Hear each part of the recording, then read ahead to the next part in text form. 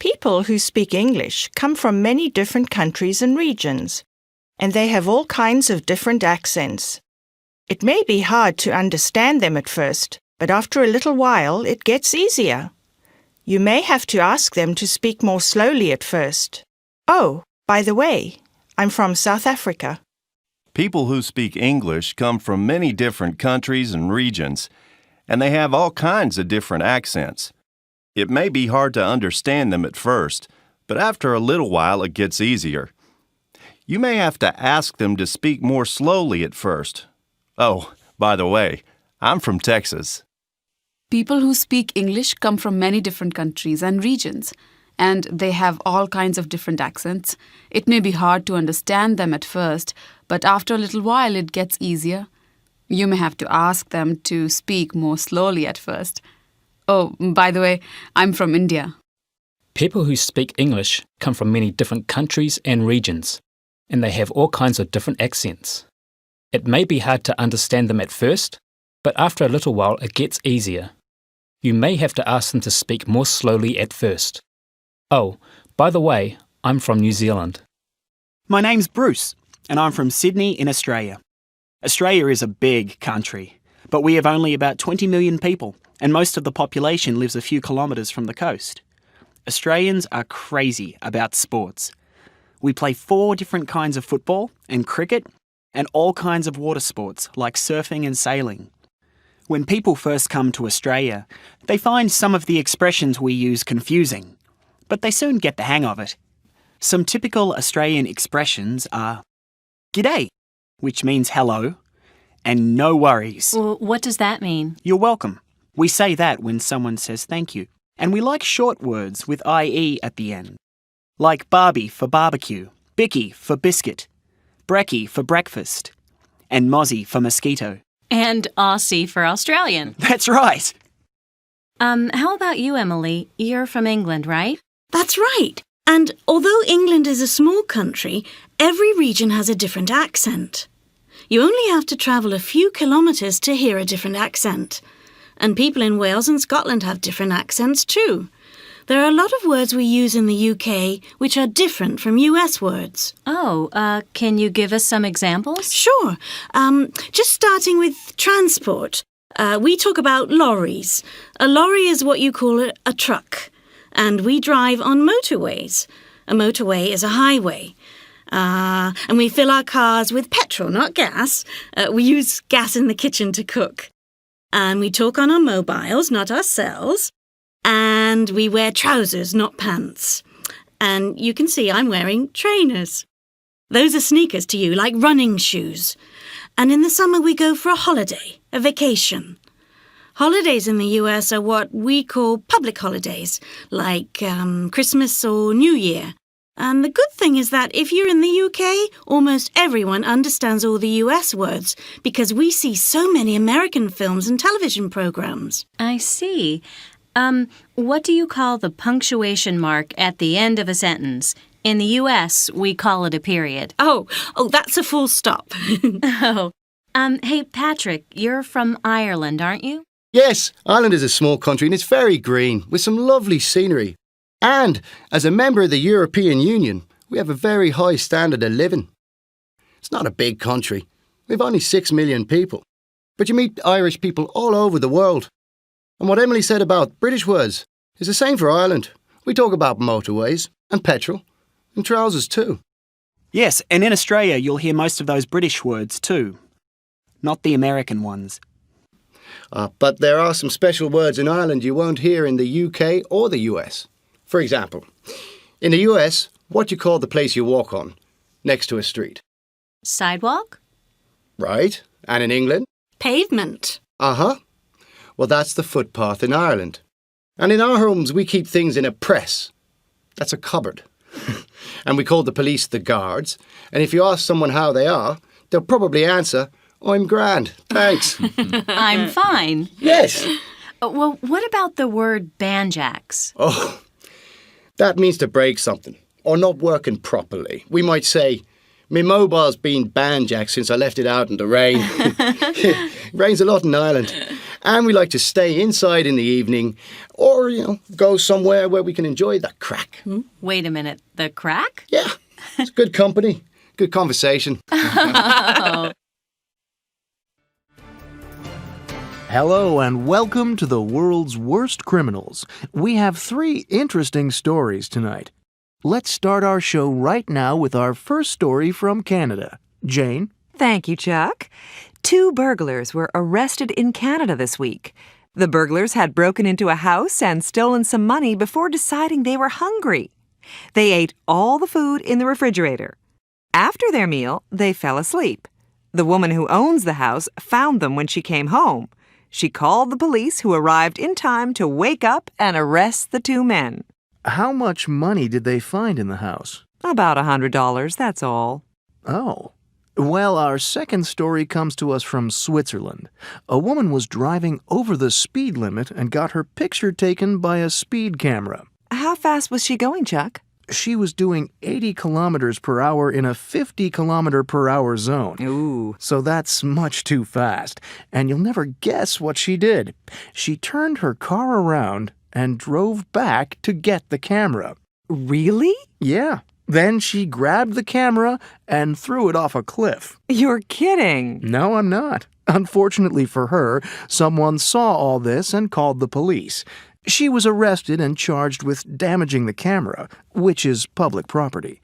The maximum fine for that is $20,000. Wow. Now, our third story happened in California. A robber saw a bank courier coming out of a bank with a suitcase full of cash. Oh. The courier drove off, and the robber followed in his own car. He forced the courier to stop and open up the back of his van. Then the robber grabbed the suitcase full of money, ran to his car, and drove off. Oh, my. Now, the problem was that he took the courier's first aid kit instead of the case with the money in it. Yeah, the courier was unhurt, and the police are still looking for the man who stole the first aid kit. Well, that's our show for tonight. Tune in next week when we'll be... Did I tell you what happened to Betty, my friend's sister, and her lottery ticket? She bought a lottery ticket and then heard on the radio that no one had claimed the $1 million prize. Betty didn't know where her ticket was, but she quickly wrote down the winning numbers in case they matched hers: 5, 9, 38, and 17. When she got home, Betty started looking for her ticket. She looked everywhere. She blamed her kids for hiding it. She got angry with her family. In the end, she just gave up hope.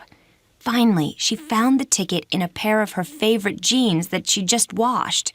The numbers on the ticket were still just about readable, and they were the same numbers she wrote down. So she jumped into a taxi and went to the lottery office. There she showed the manager her ticket, and he examined it. He said there was some good news and some bad news. The bad news was that the numbers on her ticket were 5, 9, 38, and 70, not 17, so they didn't match completely. But the good news was that she qualified for a smaller prize of $1,000. Did I tell you about my brother-in-law, Henry? Well, Henry was going to spend a long weekend at a friend's cabin in the mountains. He wanted to get an early start to beat the traffic, but his alarm clock didn't go off, so he overslept. He didn't wake up till 9 o'clock, and when he came out of his house, he saw his car had a flat tire. It took him an hour to get it fixed. He didn't want to waste time, so he didn't fill up with gas in the city. Then there was this big traffic jam on the freeway as he was trying to get out of town. The fuel gauge was getting lower and lower. He managed to get to a gas station just in time. He didn't get to the cabin till midnight. Then he realized he had left the key at home. He spent the night in the car, hardly sleeping at all. The next morning, he found a big rock and broke a window to get inside the cabin. He made some tea and unpacked his bag. It was then that he discovered that the back door of the cabin was unlocked the whole time, and there was a large plant next to the front door. He looked under it and saw a key to the front door. What makes people successful in business? Today, we're looking at 3 men and 2 women who have become household names thanks to the internet. James Kincaid and Polly Stevens are here to tell us more about them. Welcome, James and Polly. Hello. Hi. So, who's your first successful person, Polly? Michelle Peluso. She's the Chief Executive Officer of Travelocity. They sell flights, hotels, cruises, and other travel arrangements on the internet. She was born in 1971. In 2000, she launched a website in the United States called Site59.com, an online travel agency, following the model of the UK's LastMinute.com. They specialized in selling weekend trips and last-minute vacations. Site59 was bought by Travelocity, a much bigger company, in 2002. Shortly after that, in 2003, Michelle became its president and CEO. What's her secret? Well, Michelle says that she wants all her customers to have great travel experiences, and customer service is her #1 priority. In fact, she responds personally to every email she receives from over 5,000 employees and customers worldwide, even when she's on vacation. James, tell us about Jeff Bezos, the guy who founded Amazon.com. Okay. Well, Jeff Bezos was born in 1964. He was interested in technology and computers from an early age. He had a very successful career in New York, but then he decided to quit his job and moved to Seattle in 1994. He said, "I'm going to go do this crazy thing. I'm going to start this company selling books online." Amazon.com launched in 1995, but the company didn't make a profit for 7 years. Now Amazon sells all kinds of products online, including DVDs, furniture, and food to 55 million customers, and he's worth over $4 billion. What's his secret? Well, Jeff still runs the company, and he says work hard, have fun, make history. Polly, your next person is not so well known, but her company is, right? That's right. Everyone knows eBay, but CEO Meg Whitman is not so well known. She was born in 1956 in New York. She was very successful managing many different companies. When she joined eBay, it had only 30 employees in the U.S. She became president and CEO in 1998. Now, eBay has over 11,000 employees worldwide, and she's worth around $1.5 billion. What's her secret? She believes in listening to customer feedback. The company is very focused on its customers. eBay's slogan is, buy it, sell it, love it. Okay, James, back to you.